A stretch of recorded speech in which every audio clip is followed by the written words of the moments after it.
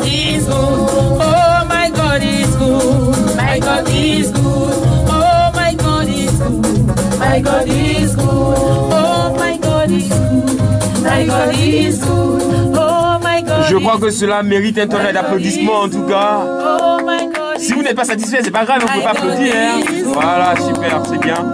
En tout cas, merci beaucoup à Nadège et à Rodrigue. Merci pour cette respiration musicale qui nous donne l'occasion de pouvoir apprécier le talent, mais surtout le savoir-faire et la compétence de ce que cela peut produire quand on est présent sur plusieurs territoires. Donc on a vu que à chaque fois que vous êtes quelque part, vous apprenez en même temps la langue, il y a une sorte d'inculturation qui se fait, et puis systématiquement, vous n'oubliez pas vos frères, vos sœurs de ces différents pays pour lesquels vous êtes obligés de répondre à la sollicitation, celui de pouvoir plaire et donner Dieu, donner Jésus, donner la Vierge Marie, donner le message de la bonne évangélisation, de l'évangélisation en étant plus proche de ces personnes-là. Donc c'est l'évangélisation de proximité qui s'opère, et ça c'est un constat que nous faisons. Et puis en même temps, de l'autre côté, je le disais tout à l'heure à Dorgelès, quand vous rencontrez Fiat, vous ne pouvez qu'être à Fiat. À Fiat, parce que Fiat c'est séduire. Qu'est-ce qui fait donc l'attrait de Fiat? Qu'est-ce que vous avez? Quel est ce petit piment ou ce petit quelque chose qui fait que quand on vous rencontre, on n'a pas envie de vous laisser? Ben écoutez, la particularité de Fiat, c'est, on va dire, la folie amoureuse de ces femmes pour Dieu. Et la joie. Vraiment, on ne peut pas côtoyer Fiat et être constamment triste. Parce que tout simplement, nous avons compris, comme dira Néhémie, que la joie de notre Seigneur est notre force. Et donc vraiment, Fiat est caractérisé justement par cette joie, qui n'est pas simplement une joie à la manière du monde, mais une joie qui nous vient du Saint-Esprit, qui est capable de traverser les épreuves. Et c'est vraiment, on va dire, cette particularité que relèvent beaucoup de personnes en disant à Fiat, vous êtes toujours joyeuse, à Fiat, vous êtes toujours en fête, à Fiat, on a le sentiment que vous n'avez pas de problème.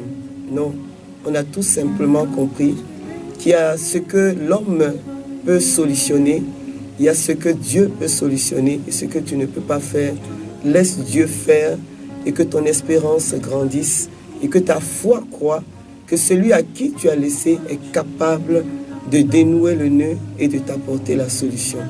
À Fiat, nous avons deux slogans, on va dire. Le premier slogan, c'est « Car rien n'est impossible à Dieu ». Le deuxième slogan, nous disons qu'à Fiat, nous n'avons pas de problème. Nous avons des solutions en attente. Et je crois que le troisième slogan que j'ai ajouté il n'y a pas longtemps, « Quand Dieu donne la vision, il donne la provision ». Donc on va dire, nous sommes sereins en Dieu et nous croyons que tout simplement, nous avons choisi la meilleure part et cette part-là, nous y tenons.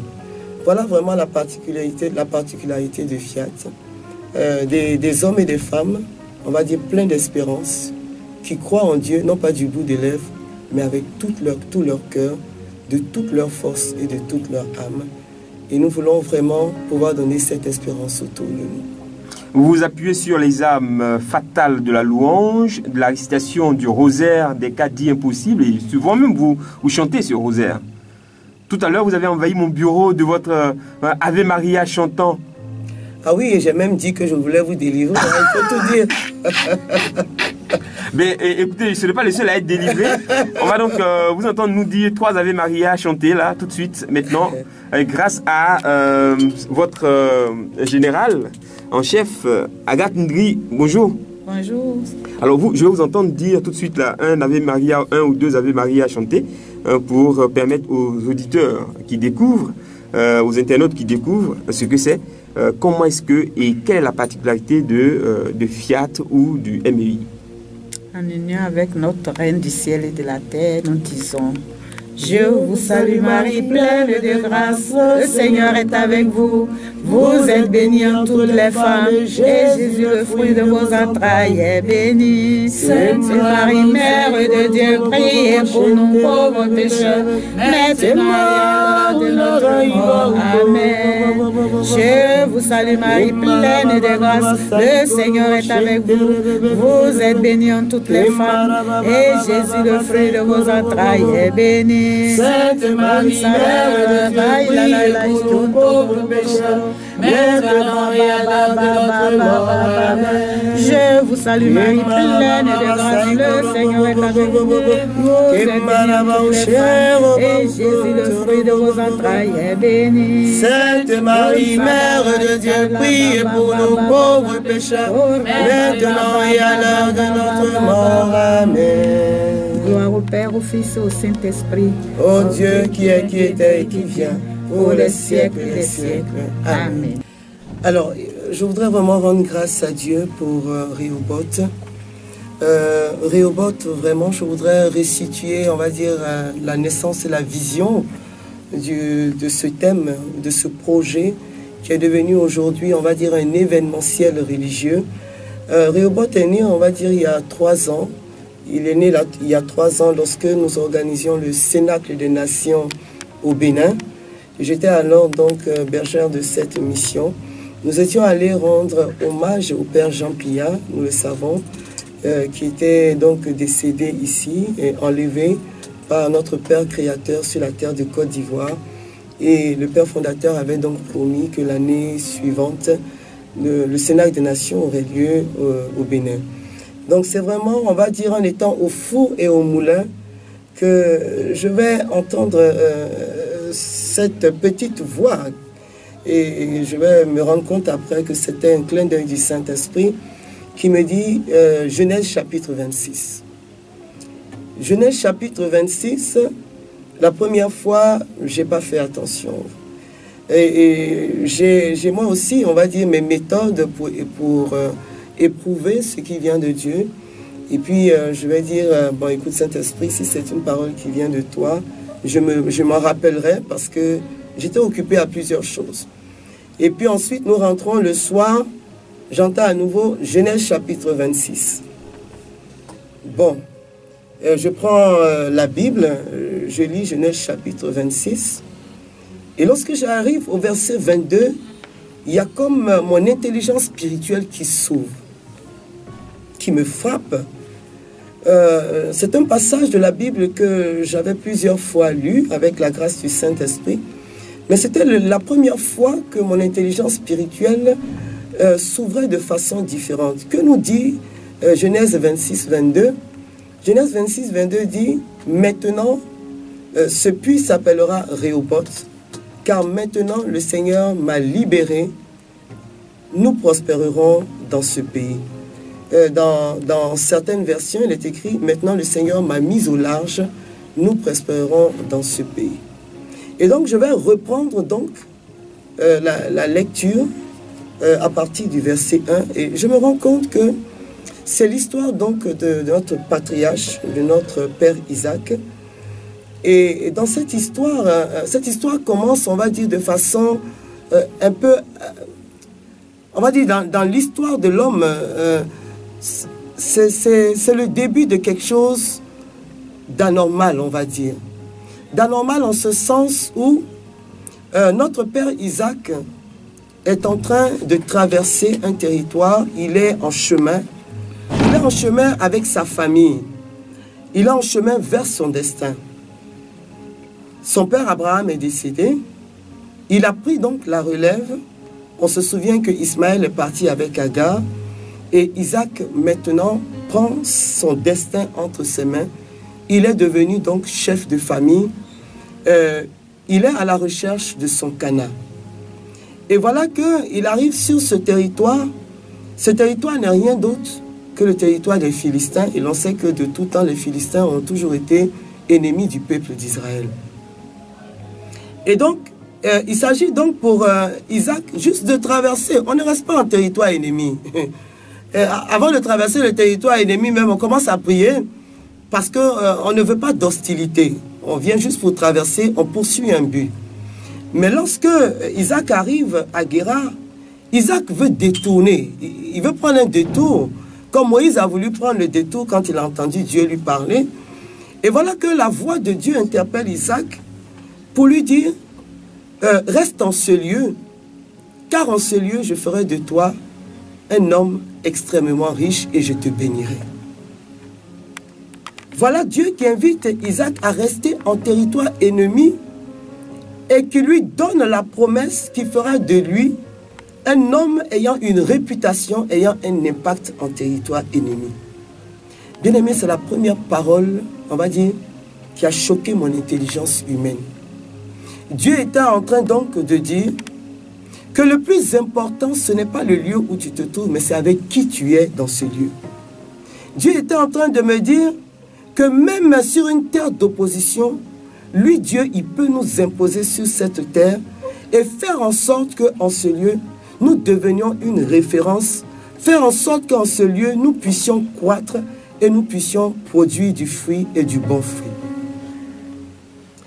Si j'étais dans ma langue maternelle, j'allais dire c'est-à-dire, ça c'est le premier point, je l'ai saisi et je l'ai déposé à côté.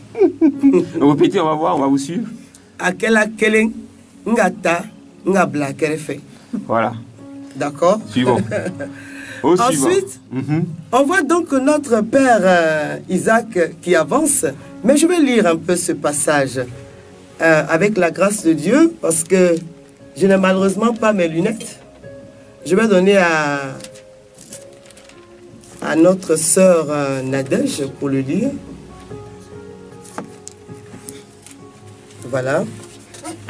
Et je voudrais vraiment demander aux auditeurs d'écouter, parce que tous les autres thèmes découlent donc de ce premier passage qui en réalité est la vision fondatrice donc de cet événementiel qu'on appelle Rehoboth.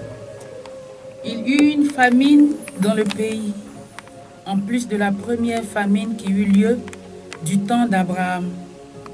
Et Isaac se rendit à Guérar chez Abimelech, roi des Philistins.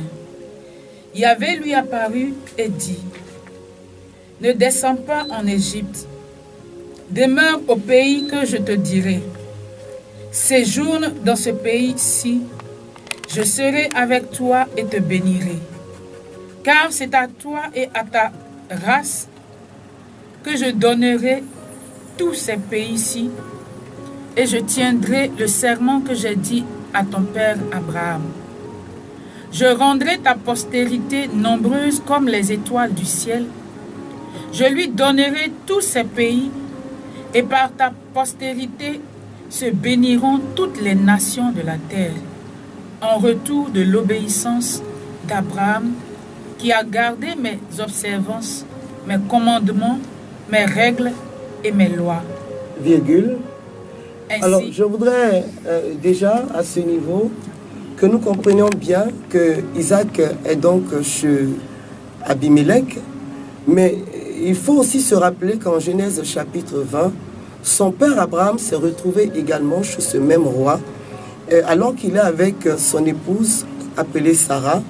Et en ce même lieu, Abraham également aura un échange avec Abimelech, mais je vais y revenir un peu plus tard. Et c'est avec ce même roi que Isaac également aura une conversation qu'on va entendre un peu plus. Mais on se rend compte que jusqu'à ce niveau, Isaac marche dans l'alliance de son père, dans l'alliance que son père a tissée avec Dieu, une alliance qui a commencé à partir de Genèse chapitre 12, qui a pris toute sa forme lorsqu'on commence à arriver en Genèse 15, Genèse 16, Genèse 17. Nous avons la circoncision, où Dieu donc établit l'alliance définitivement avec, excusez-moi, avec Abraham. Et lorsque nous arrivons en Genèse chapitre 22, nous avons donc le sacrifice d'Isaac, où l'alliance va donc trouver toute sa plénitude, où Dieu va donc définitivement sceller cette alliance. Et lorsque nous sommes justement en Genèse chapitre 22, Dieu parle à Isaac, il lui promet donc d'être fidèle à la parole pour dire à quelqu'un quelle que soit la parole qu'on a dite sur ta vie, et Habakkuk nous conduira dans cela, il dit, même si la prophétie tarde, elle s'accomplira. Et Dieu est en train donc de dire à Isaac, je n'ai pas changé, et je parle à quelqu'un ce soir, tu n'as pas changé, Dieu n'a pas changé, pardon. Ce qu'il a promis sur ta vie, ça se réalisera de toute façon si telle est que la parole de départ vient de Dieu. Et donc Dieu rappelle à Isaac, mais même si c'est un territoire ennemi, souviens-toi de la parole. Je veux dire à quelqu'un, quel que soit ce que tu es en train de vivre, souviens-toi de la parole de départ. Souviens-toi de l'alliance. Souviens-toi de ce que celui qui est au départ de cette alliance, en lui, il n'y a aucun nombre de vibrations. Ce qu'il a fait hier, il le fait aujourd'hui. Tel il a marché avec notre père Abraham, tel il marche avec nous aujourd'hui. Nous continuons la lecture. Ainsi donc, Isaac demeura à Guérar. Les gens du lieu l'interrogèrent sur sa femme et il répondit, « C'est ma sœur. » Il eut peur de dire « ma femme », pensant, « Les gens du lieu me feront mourir à cause de Rebecca, car elle est belle. » Il était là depuis longtemps quand Abimelech, le roi des Philistins, regardant une fois par la fenêtre, vit Isaac qui caressait Rebecca, sa femme. Abimelech appela Isaac et dit, « Pour sûr, c'est sa femme. » « Comment as-tu pu dire, c'est ma sœur? » Isaac lui répondit, « Je me disais, je risque de mourir à cause d'elle. » Abimelech reprit, « Qu'est-ce que tu nous as fait là? » Un peu plus, quelqu'un du peuple couchait avec ta femme et tu nous chargeais d'une faute. Alors Abimelech, donnant cet ordre à tout le peuple, « Quiconque touchera à cet homme et à sa femme sera mis à mort. » Ouais. Bien-aimés, voici un deuxième élément important donc de cette lecture, de ce passage de Genèse chapitre 26. Alors, on réalise donc que Isaac est avec Abimelech. Il est également avec Rebecca, son épouse. Rebecca est une très belle femme. Et le roi Abimelech va être attiré, le regard du roi Abimelech va se poser sur Rebecca. Et il va demander à Isaac qui est la personne avec laquelle il est. Et Isaac va répondre, c'est ma sœur. Je retourne en Genèse chapitre 20. Abraham le père avait eu la même réaction concernant Sarah. Lui aussi, à la question de savoir qui est la personne qui est avec toi, il avait répondu de la même façon que son fils Isaac. Il avait dit, c'est ma sœur. Et Abimelech va se rendre compte par l'attitude et le comportement que Isaac a avec Rebecca. Il va se rendre compte qu'en réalité, Rebecca est l'épouse d'Isaac. Tout comme dans le cadre d'Abraham, c'est un songe. Dieu va parler en songe à Abimelech et va lui dire, attention, cette femme n'est pas sa sœur, mais elle est son épouse. Et nous nous rendons compte donc que la même faute qui a été établie par le père est la même faute qui a été établie par le fils. Donc Rehoboth vient également pour traiter une tare générationnelle, un problème générationnel, un problème de mensonge.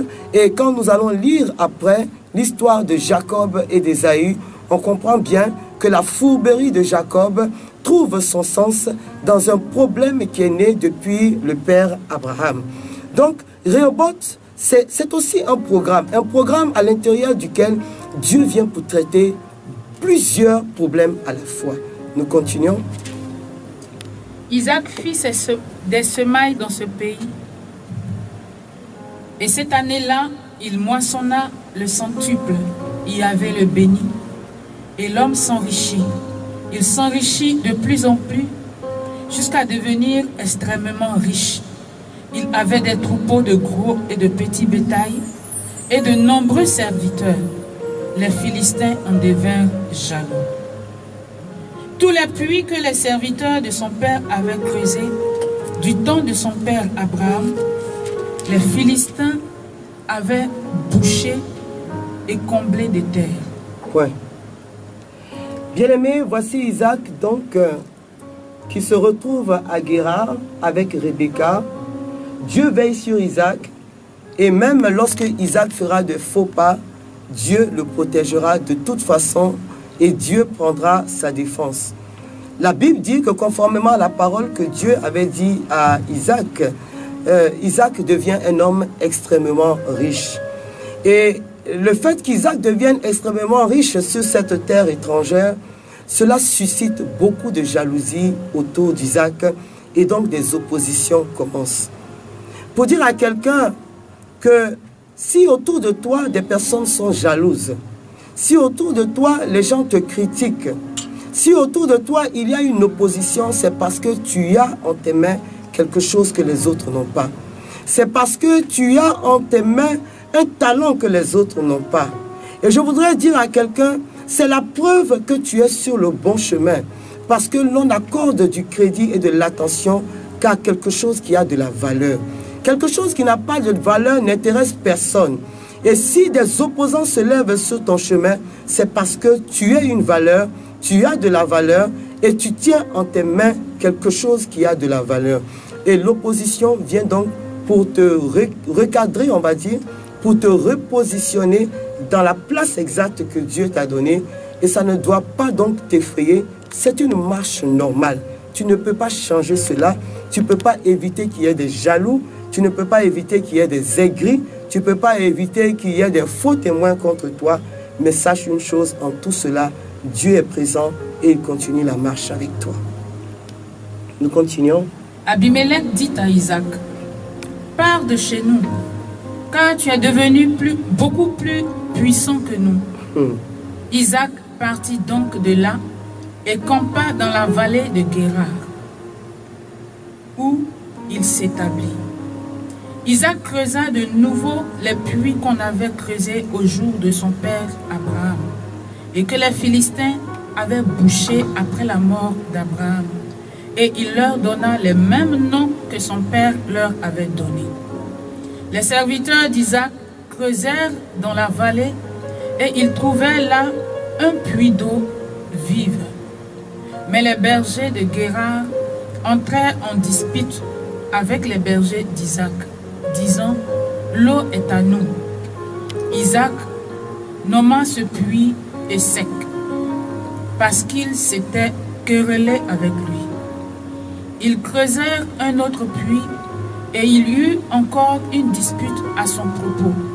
Il le nomma Sitna. Alors il partit de là et creusa un autre puits et il n'y eut pas de dispute à son propos. Il le nomma Rehoboth et dit, maintenant Yahvé nous a donné le champ libre pour que nous prospérions dans le pays. De là, il monta à Bersabée. Yahvé lui apparut cette nuit-là et dit, je suis le Dieu de ton père Abraham, ne crains rien, car je suis avec toi. Je te bénirai, je multiplierai ta postérité en considération de mon serviteur Abraham. Il bâtit là un autel et invoqua le nom de Yahvé. Il dressa là sa tente. Les serviteurs d'Isaac forèrent un puits. Alléluia. Bien-aimés, voici donc notre père Isaac, notre patriarche, qui donc, à cause de la jalousie, est obligé de quitter un pays où il avait acquis énormément de bétail, un pays où il était devenu très riche. Isaac part. Isaac part avec son bétail, mais sur le chemin, nul ne vit sans eau. Et Isaac, en réalité, dans sa marche, se souvient de l'héritage que son père lui a laissé. Et quand vous allez lire Genèse chapitre 20, vous allez vous rendre compte que ces puits ont déjà fait l'objet de palabres avec le père Abraham, en présence de ce même roi appelé Abimelech. Et Isaac se rend compte que, en voulant donc redonner vie à l'héritage de son père, les opposants, on va dire, prennent le sable et referment le puits afin que Isaac ne puisse pas jouir de l'héritage. Voici un troisième point que traite Rehoboth, le problème de l'héritage. Dieu seul sait ce que cause le problème d'héritage dans nos pays et particulièrement en Afrique. Les combats suscités par l'héritage, les combats que vivent particulièrement les femmes et les enfants lorsqu'on parle d'héritage. Mais je veux dire à quelqu'un que si Dieu permet que tu hérites de quelque chose, personne ne t'en dépossédera. Je veux dire à quelqu'un que Dieu s'est levé. Il s'est levé pour la veuve, il s'est levé pour l'orphelin, il s'est levé pour l'héritier. Je veux dire à quelqu'un qu'à Rehoboth, tous ceux qui se sont levés et qui t'empêchent de rentrer en possession de l'héritage qu'un père t'a laissé, qu'une sœur t'a laissé, qu'un frère t'a laissé, à Rehoboth, tout cela s'arrêtera parce que Dieu donnera la provision nécessaire afin que ceux qui se sont levés contre toi s'arrêtent et que leurs œuvres des ténèbres s'arrêtent définitivement au nom de Jésus. Amen. Isaac continue son chemin. Il y a l'héritage de son père. Mais Isaac comprend que l'héritage de son père ne fait pas de lui ce qu'il est. Et cela nous interpelle. La Bible dit que Isaac va maintenant creuser ses propres puits. Bien-aimé, hérite de ton père, c'est ton droit. Mais ton père a bâti quelque chose et tu as hérité de cela. Il te revient de bâtir également quelque chose pour que tes enfants puissent hériter de cela. On ne peut pas passer toute sa vie, et je le disais en riant au peuple qui vient à nos évangélisations, en pensant à la Mercedes que le papa a acheté il y a 10 ans ou il y a 15 ans, en voulant jouir du climatiseur que le papa a laissé, de la maison en ruine que le papa a laissé. Le papa a fait son temps, le papa a laissé ses preuves. Il faille que maintenant tu bâtisses quelque chose que Dieu a permis que tu fasses de tes mains. Et je dis à quelqu'un, Dieu a donné à l'homme des mains intelligence pour construire et pour bâtir. Et Isaac va donc décider, au lieu de passer son temps à des combats, Isaac va se dire, de toute façon l'héritage m'appartient, mais moi je veux bâtir quelque chose. Il va commencer à creuser ses propres puits. Dans cette motivation, on va dire, Isaac creuse le premier puits. Il y a comme une opposition, une guerre qui se lève, et Isaac se trouve dans une atmosphère où il ne peut pas véritablement, on va dire, prospérer. Isaac laisse ce puits-là. Il creuse un deuxième puits. La même attitude se répète. Il creuse finalement un troisième puits. Lorsque Isaac atteint ce troisième puits, la Bible déclare que toute opposition s'arrêta. Dieu manifesta sa présence en ce lieu. Isaac va donc s'écrier, maintenant, Dieu m'a libéré, il m'a laissé le champ libre, je prospérerai dans ce pays. Et il va nommer ce puits Rehoboth. Et vous comprenez bien que lorsque nous avons lu tout ce passage, dans un premier temps, la Bible dit que Isaac devient extrêmement riche, avant d'être chassé par Abimelech. Mais lorsqu'il arrive à Rehoboth, Isaac dit, nous prospérerons. Il fait donc la différence entre être riche et être prospère.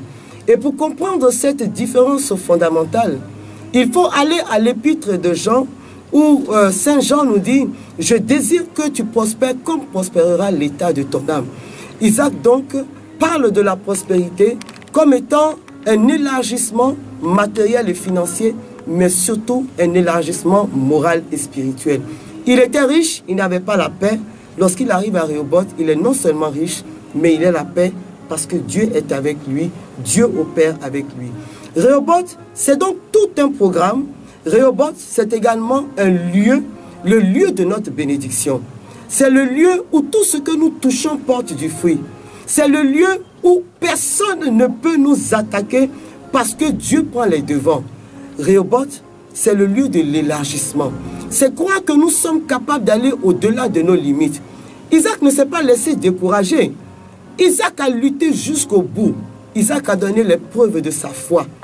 Quand vous lisez Genèse chapitre 20, vous vous rendez compte que Abraham le père va tisser une alliance avec Abimelech afin que la guerre s'arrête. mais Isaac ne va pas tisser une alliance avec les hommes. Isaac va continuer à marcher sur la parole de Dieu. Et donc, en ce lieu-là, Isaac va donc expérimenter la puissance, la présence de ce Dieu qui est capable de le faire aller au-delà de ses limites. Et résultat, comme Salomon à Gabaon, Dieu apparaît à Isaac et Isaac construit donc un autel. En bâtissant cet autel, Isaac sort, on va dire, de l'alliance du Père pour entrer dans sa propre alliance. Dieu a marché avec Isaac au départ sur l'alliance de son Père, mais Dieu renforce cette alliance, on va dire cette présence par une alliance qui tisse maintenant avec Isaac. Rehoboth, c'est le lieu de l'accomplissement. Le lieu de l'accomplissement de la promesse. Et c'est pourquoi quand j'ai fini de lire ce passage, j'ai compris que Dieu m'interpellait d'abord pour ma propre vie. Dieu m'interpellait à aller au-delà de mes limites, aussi bien sur le plan missionnaire que sur le plan humain. Dieu m'interpellait à raffermir mes jambes et à comprendre que l'épreuve présente n'est rien à côté de ce que Dieu veut faire. Dieu m'interpellait à manifester le leadership qu'il y avait en moi. Et j'ai cru, et le Saint-Esprit a confirmé cela, que cette parole n'était pas simplement pour moi, mais elle était pour un peuple que Dieu voulait conduire vers une terre de bénédiction. Et j'ai donc rassemblé, on va dire le noyau, j'ai rassemblé mes frères et mes sœurs, je leur ai dit, Dieu nous a parlé, et la parole qui a été dite par Dieu sera matérialisée. Nous sommes des bâtisseurs, nous sommes des ouvriers, et nous allons donner nos mains, nos pieds, nos bouches, nous allons les donner à Dieu pour que ses enfants entrent dans leur bénédiction. Donc il y a eu le premier Rehoboth qui a eu lieu autour du thème majeur. Maintenant le Seigneur nous a libérés, nous prospérerons.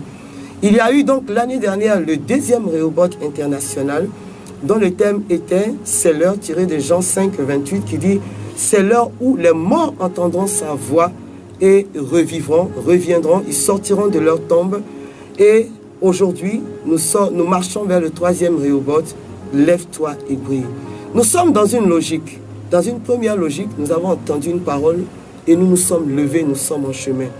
Nous avons entendu une deuxième parole qui dit que même si tu es mort, tu vas sortir de ta tombe et tu es entré dans l'heure fatidique de Dieu.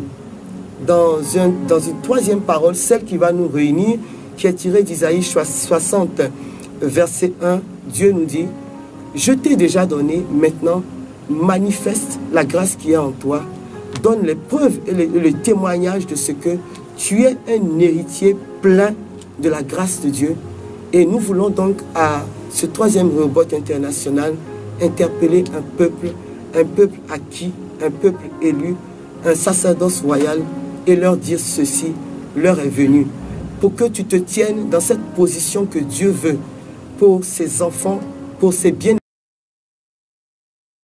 pour ses préférés, être debout. Car dira Saint Ignace de Loyola, la gloire de Dieu, c'est un homme debout. Voici donc notre motivation essentielle pour ce troisième Rehoboth international.